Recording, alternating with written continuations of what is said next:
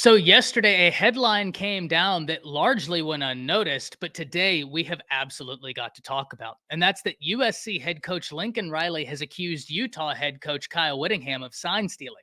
And this comes in the wake of one of the biggest storylines, not only in sports, but certainly in college football, the Michigan sign stealing scandal. Today, we need to break this down. But before we can, as always, y'all know the drill. I have got to hear from you. Hop down to the comments. Give me a Y for yes or an N for no. Are you surprised that Lincoln Riley said this? And let me know what you're thinking. If you're new to the channel, be sure to subscribe. Hit that bell notification as I do constant college football content and you don't want to miss any of it. But having said all that, let's jump right into this. And before we go any further, I do want to provide some clarity. Lincoln Riley is not accusing Kyle Whittingham of illegally stealing signs because this gets us into a whole mess.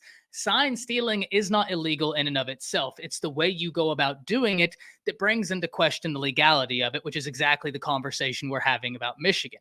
To my knowledge, Lincoln Riley has not accused Kyle Whittingham of doing anything illegal to acquire these signs. What he did say is that Utah is an opponent that they play several times and that they have done a good job at grabbing those signs. And this was in reference to a question that Lincoln was asked about why the USC Trojan offense was using screens to hide some of their play calls during the game. And that's what Lincoln Riley said, that Utah team is a team that's very good at getting their signs, which I have some questions about that. First and foremost, if a team you're playing is that good at getting your signs, why wouldn't you just switch up your signs altogether? If you knew about that going into the matchup, then it seems conducive to success to just switch up your signs far before you ever get to that point. In fact, it could actually help you and hinder them if they're operating under the assumption that you are still using your old signs. And if in fact they did get them, you can have them thinking you're doing something you're not. So that right there was a little bit puzzling to me because it seems like if you knew they were going to do that, yes, the screens absolutely make sense, but wouldn't it make sense to adjust your signals? This isn't a situation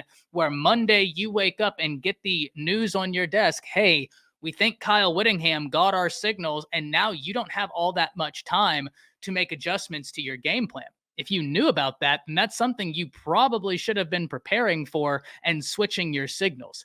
At the end of the day, though, I hope Lincoln Riley isn't giving this as an excuse as to why they lost to Utah, because quite frankly, your lack of defense is why you lost to Utah. We talked about this the other day, that you had a defensive coordinator actually tell the media, oh, well, they killed us on this wheel route because we didn't see it on film, when in fact they ran that exact same play a week prior. It didn't take a college football defensive coordinator to figure that out. Watch film and say, that's a wheel route.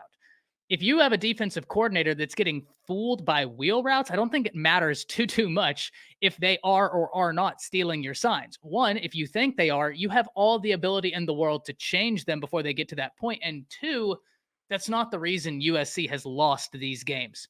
USC has lost these games because they have no defense to fall back on, and Caleb must win every game that they play. If Caleb doesn't go take the victory, in a lot of cases, there will be no victory to be had for the USC Trojans.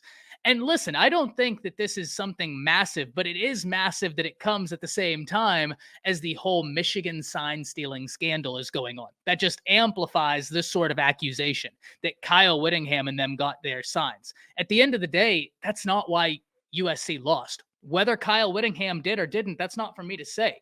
And I do think it's important to note that operating under the assumption I do not believe Lincoln Riley is accusing Kyle Whittingham and Utah of doing anything illegal to be able to obtain those signs. That's why he said they're a opponent that's familiar with us. We've played them multiple times.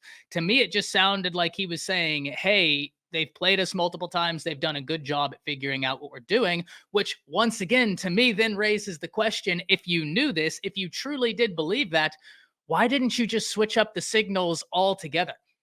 If you were operating under that assumption since before the year began, it seems like you would have had a set of signals for that game so that you could both throw off Utah and be able to capitalize on their assumptions as to what your signals were. So this is something we have to keep up with. To my knowledge, Kyle Whittingham hasn't responded, and I'm going to be interesting to see if he does.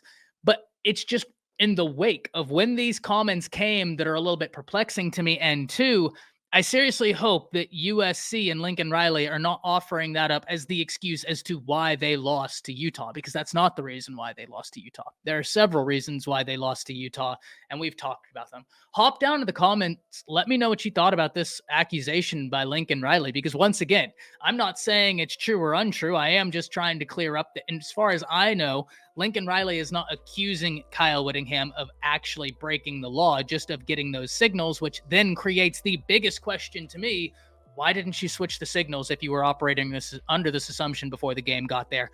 Something I can't wait to hear from all of you about. Hop down to the comments. Let me know what you're thinking. That's it. See you.